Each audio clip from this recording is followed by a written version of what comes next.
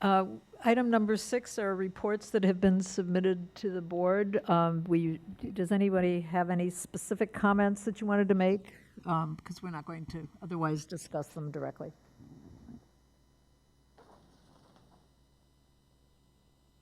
Okay. Hearing none. I've had a request from our director to discuss some federal legislative policies, so I'll turn that over to you, Ms. Boatman-Patterson. If Di wants to just come up real briefly and quickly, high level, kind of identify what the National Council of State Housing Agency has identified as their federal legislative policies that they're working on. And I just want her to do this so that you all will know what nationally they're working on, so that we can be thinking about, are there specific things that we want from California that may be included in those? So I just wanted her to high level briefly present that. Ms. Richardson. The little gray button at the bottom.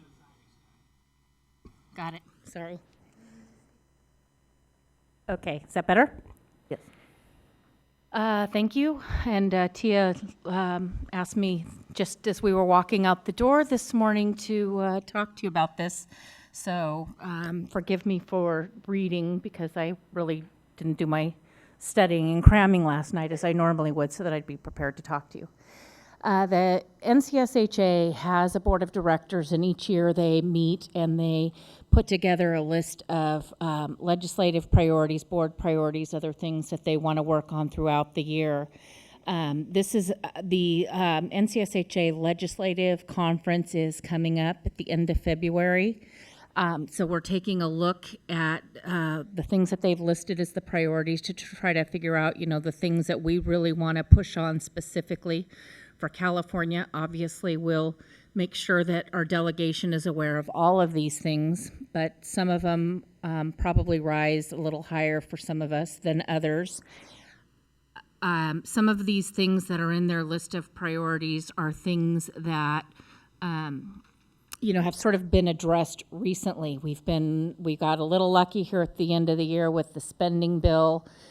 Some of our big priorities, like making sure we had some funding for the home program, was included, so that was definitely a plus.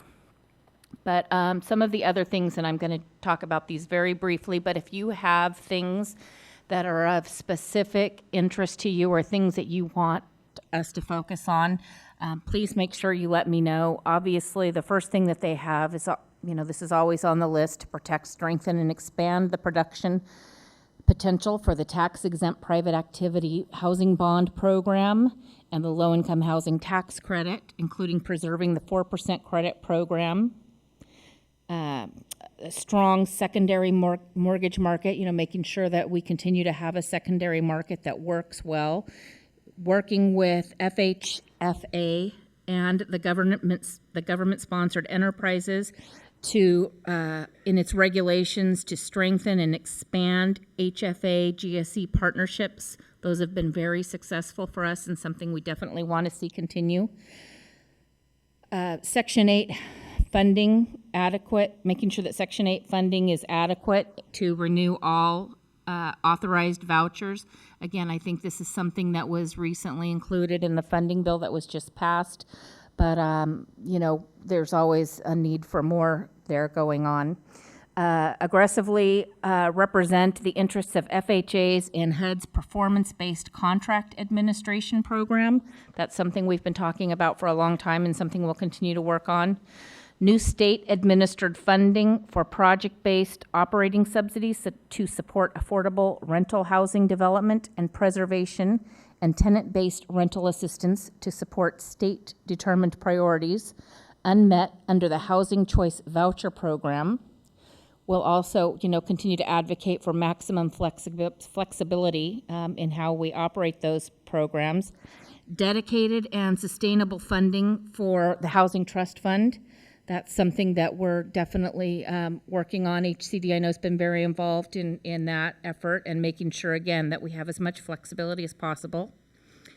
Expand federal commitment to address the preservation of affordable rental housing in a comprehensive manner, including additional resources, changes to existing housing programs, and the creation of new programs to support state and federal preservation efforts. I think that's something that's particularly critical here in California.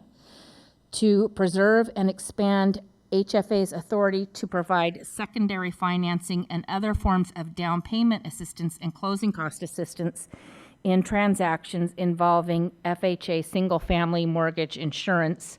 This has been sort of a moving target for us the last few years, and we've had to have some state legislation to clarify our authority to continue to do that.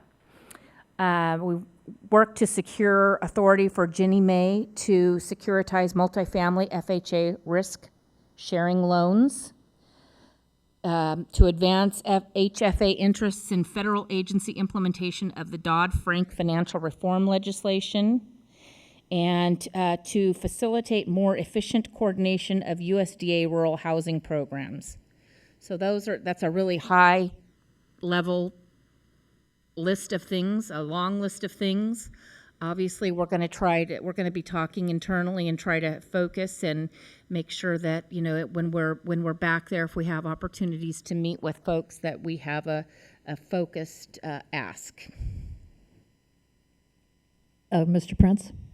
Yeah, this is really exciting to hear about this list, and I think that this particular organization has a chance to think about how does it align with other state finance agencies, but also to align within the state of California. And there's a couple of items that, and the housing authorities do have their legislative policies, and what I'll probably do is make sure we talk with Tia to That'd be great. And the Housing Authority Conference is the second week of April, April 10th or so. So I just think it'd be good to have some alignment. I want to throw out a couple that I think are, where I think that the state finance agency here in California might differ from its peers. One, or maybe could augment. So one was the Section 8 funding. That's a great issue for us to raise. It is true that the housing assistance payments is fully funded, but the admin fee is at 69% proration. So housing authorities throughout California are suffering pretty mightily. I can talk about Fresno. We have over a $1.4 million shortfall in operating our Section 8 program, and we are not different from housing authorities throughout California. So I think not only advocating for HAP dollars, but it's also for the admin dollars. I think that the PBCA, the project-based contract administration, right now in California, it's administered by HACLA and Oakland Housing Authorities. So there is a debate nationally because there are other state HFAs that do the PBCA. There's a debate about should it be competitively put out. There's actually a lawsuit at the federal level that's working its way through. I would think this HFA would want to talk with its other partners in California about how to make sure that it's full competition as opposed to just going to the states, which is what I heard is the proposed idea in this. So I just throw that out there. And I should disclose, my agency was an applicant a couple of years ago to do the PBCA. So it is one of those things where I think it should be based upon competition and not necessarily through the politicalization of the process. And then I do think that there are other issues that are happening at the federal level that this HFA should weigh in on. Affirmatively furthering fair housing, the whole look at how is that going to be implemented in California. California is very different from the rest of the United States, and particularly the Valley. So all but 3 census tracts in Fresno County do not meet the HUD's definitions for affirmatively furthering fair housing, which means that if we want to do new housing for people in Fresno County, it's those 3 census tracts, so we have to ask people to leave Fresno County, right? And the Valley has that issue. I think affirmatively furthering fair housing is different in LA versus San Francisco versus the Bay or the coast, whatever it might be. So I would think that this organization should think about affirmatively furthering fair housing. And then a part of that is mobility. There's a long debate that's happening about mobility, primarily allowing people to move to zip codes of opportunity. There's great data showing how that impacts kids academically and economically down the road when they get employment. But again, we have large communities that need reinvestment as well. I know that Eric Johnson in Oakland and I have attended a conference recently really advocating for place-based programs. So I just think that this organization might think about that mobility conversation and then help the state agencies think about a policy position on that. And then the last thing is the Housing Trust Fund. It's a great idea, but again, there's a conflict. Initially, the Housing Trust Fund barred housing authorities from being applicants. That has changed, but because it follows home rules, it does not allow any Housing Trust Fund dollars to go into public housing. So it would not help with the repositioning of public housing in California, which is, again, how do you align this organization with California policies, which might be different from the state, the NCSHA policies. So that's just my very quick summary of what I think is also happening at the national level. Thanks. Thank you, Mr. Prince. Yeah, I would think that is very helpful for me. And really, anytime you have an idea, if you shoot me an email, I'm often in contact with congressional staff, and the more local information that I have, obviously, the more compelling the story is that I can tell, and it's very helpful. So feel free, and I do think it's a good idea that we take a look at the local agency list and sort of see where they line up and even where they don't, and understand why they don't, and be clear about that. Yes, Mr. Prince, go ahead. Thank you. I was just going to call you Tia, but I don't know if that's appropriate. Tia, what I mentioned earlier was about looking at what CAHA, the California Housing Authority Association, does with its legislative, just to make sure that there's alignment. I would imagine you would have some pull to make sure that this organization is part of the CAHA legislative stuff as well. So if I were you, I'd advocate for the Housing Finance Agency being part of that development of statewide policy, but I just throw that out there to make sure that there is alignment between the housing authorities and the HFA. Any other comments, Ms. Sotelo? One of the things that might be aligned with this topic is we have a wonderful opportunity on the board that we have representatives from various state agencies.